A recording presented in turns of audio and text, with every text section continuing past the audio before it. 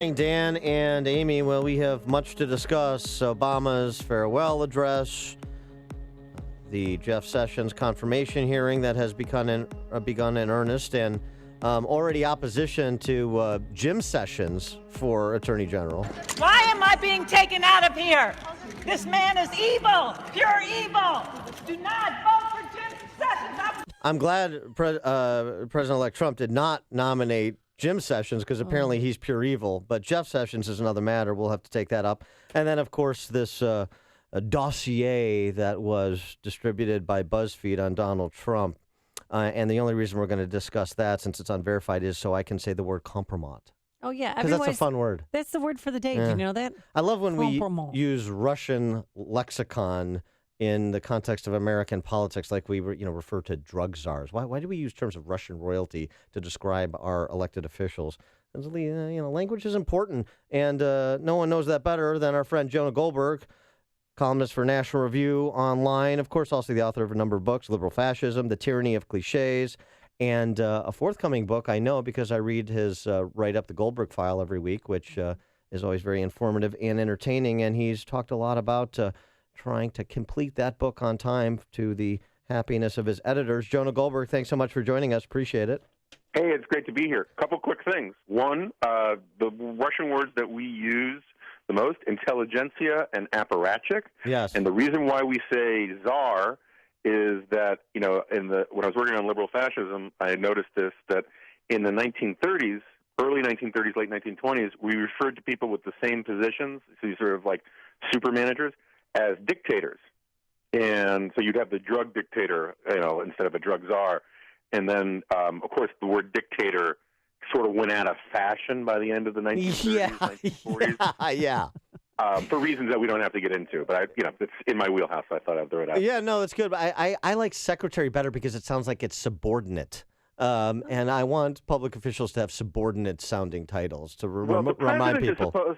The president, I always tell this to college kids, one of the ways to keep in mind about the role of the president is that, it should be pronounced president. Yes. He presides over government. He is not, we've invested in president this idea that it's like this super powerful executive. That's not really what the point was supposed to be. Very good. Quick housekeeping. Where are you with the forthcoming book? Give us a little preview. I'm in total book hell. I'm either going to get it done in the next, 5 or 8 days. I mean, we're done in terms of sending a manuscript off. But either that or I'm going on a 3-state killing spree. I just haven't decided. All right. Well, that's good to know. Thanks for the heads up on that. And what's the topic area or thesis of the forthcoming work? I'm kind of keeping a close hold on that. Okay. But basically, it's the sorry state of Western civilization. Okay. All right. Very good. Well, speaking of the sorry state of Western civilization, Barack Obama opined on that, although apparently things are much better for Western civilization than they were 8 years ago. That was my big takeaway from his speech. But I want to ask you this question because, according to all the polling, President Obama remains personally popular, even though he's been completely politically marginalized and rejected from a policy perspective. Is there a lesson there for Republicans now in power that personal popularity isn't the end-all, be-all? That it's more important to have support for the substance of your work than it is to play the cult of personality game? Oh, I think absolutely. And I think that's a real danger from a number of different angles with Donald Trump, because he always wants the headlines about himself. Even if the headlines about himself are bad, he'd rather he be getting the media attention than somebody else. And some of that is orchestrated and intentional because he has this sort of, sixth sense about how all press is good press, and he likes to be in the limelight and all the rest, and it was worked for him. But, what happens when, we saw with the Office of the Independent Counsel thing last week where the Congress tried to do something tough that was right and take a political hit for it. And Trump saw a minute of bad headlines and said, and threw the Republican caucus under the bus and said, I don't want to do that. And I worry about that going forward, whether or not Trump is going to make all of the issues about him and not about like a lot of the hard work to do. But on Obama, look, I get where everyone's supposed to be a little sort of gracious and give the guy his victory lap and his gold watch and all the rest. And like this morning on Morning Joe, they were talking about a Barack Obama that must have been a fantastic president on Earth too. Yes, right. But I thought that for a presidential farewell speech was reprehensible. To do it as this, let me bathe in your adulation for me rally, where everyone's sort of cheering like a mob for, their cult leader while he sort of basks in it. I just thought it was incredibly undignified. I mean, normally there's and people were complaining about the acoustics and people were complaining about the hecklers and all that. Well, the way you avoid that in your farewell address is give it from the Oval Office like every other president. Well, he wanted to come back home where it all started. Oh, that's not the Chicago way. You got to understand the Chicago political culture, Jonah. I mean, that's how we do it here. I mean, you as I was saying earlier, I mean, the chance of 4 more years, people outside Chicago have to understand, here we're not used to Democrat politicians being forced from office. Usually they get to decide when they leave office. Well, in fairness, though, haven't like 50% of your governors over the last 30 years been forced from office because they went to jail? Well, that's right. Yeah. So that's a bipartisan that's concern. Yes. It's either jail or the grave, right? Yes, that's right. That's right. Well, but I mean, on Obama's farewell speech, don't you think, though, that was just basically, here is the skeletal outline for you in the Beltway press corps in terms of properly recording my president for time immemorial, my presidency? Yeah, no, I mean, there's all of that. There's, it's legacy padding, which you expect from any farewell address. You expect from any outgoing president. They're going to highlight the positive. But the tone and tenor and style of that thing was much more like Bill Clinton's 2000 Democratic Convention speech, where, he comes in and just talks about how great the 1990s were and then says, now elect Al Gore.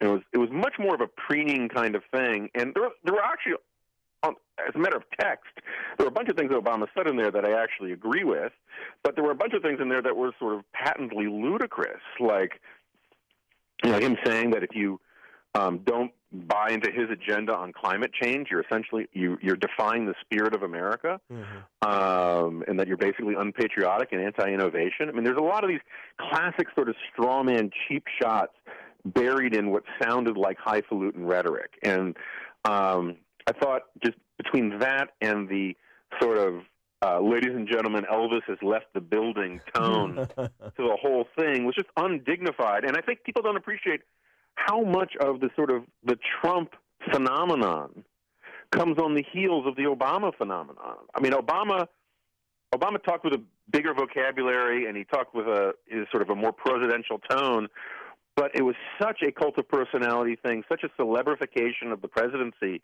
under Obama. And if you didn't like the celebrity president that the media was cramming down our throats, you looked for your own celebrity president, and they found it in Donald Trump. And I think Barack Obama's biggest legacy, whether you want to call it positive or negative, is the Trump presidency. Yeah, and what he also mentioned, too, that some people aren't more Americans than others, that we're all Americans. He tried to, unite everybody, but... Except for those bigoted neo-Luddites that oppose him. Let me just be clear. He says, the sort of signature line from his speech last night was, what was that? It was democracy rises or falls. Democracy rises or falls when we're all in it together, or we're all together. I mean, something like that. And actually, that's really not the definition of democracy. And he has this, he keeps talking about how there's a need for solidarity in democracy and that we're all in it together. We all rise and fall as one. That was the line. The idea that democracy is all about all of us rising or falling as one is preposterous. There are a lot of ideologies that believe that everything in the state, nothing outside of the state, but it's not democracy. In democracy, people get to go their own way, and people get to disagree. And democracy is about disagreement, not about agreement. Speaking of political theater, there was additional political theater over on the Hill with the Senate confirmation hearing getting underway for Attorney General nominee Senator Jeff Sessions. And a lot of people focused on the back and forth between between Patrick Leahy. I want to focus on our hometown disingenuous demagogue. That is Dick Durbin. Did you see him try and Frank Pantangeli Jeff Sessions with the stand up Mr. guy who just got his sentence commuted by President Obama, stand up guy who came to this country legally with his parents and served in the military? Now Jeff Sessions respond to those people. I thought that was so disgraceful and frankly a pathetic attempt to try and derail a nomination the Democrats know they can't derail. Yeah, I heard about it. I didn't see that part of the hearing, but I think in general, I mean, the whole, the fact that Cory Booker is the first sitting senator to testify against a sitting senator, I think, is just sort of reprehensible. And I think really the way to look at these hearings is they can't, you're right, they can't derail the nomination. So that's really not the point. The point is to bloody Sessions a little bit, to sort of put him, wrap him on the nose with the newspaper and say, these are things that you can't touch. And also to set up the messaging for 2018 and 2020. I mean, Cory Booker might as well announce in his testimony that he's a candidate for president in 2020 because there's no other reason for him to be doing that. Well, and should Senate Republicans then on the Judiciary Committee, taking from the good work that National Review did on this topic, should they T-bone one Cory Booker when he appears today? Get it? Huh? Isn't Dan clever? I think they should, they should put him, on notice that people are just sort of, let the public know what a craven act of political opportunism this is, that what Cory Booker is doing, and what the Democrats are doing in general, is not about, it's all Kabuki Theater to set up a climate to give. I mean, it's as much as Obama's speech last night was a sort of tutorial to the media about how to frame issues. That's what they're trying to do in these hearings. I don't know, unless someone screws up or something is uncovered, I think Trump is right. All of these nominees are going to get confirmed. If I had to bet on the one who is in the most likely to get in trouble, it would be Steve Mnuchin for Treasury. But I think he'll probably get confirmed too. And what the Democrats are doing is just a lot of sour grapes. That's why they're constantly going off on the, I think we should investigate the Russia meddling into the election and all that, but they are harping on it in a way because what they are trying to do over and over again is lay down these markers that this entire government, this entire administration is going to be illegitimate. Real quick before we let you go, Jonah Goldberg, I read your article about Trump's Twitter fixation. Do you think we even need a White House press corps? I mean, really, I wake up every morning and all I do is I look to Twitter to see what Donald Trump tweeted overnight. Do you think he's going to have the same access to Twitter once he officially becomes president? Sean Spicer's job is to interpret those tweets for us, yes.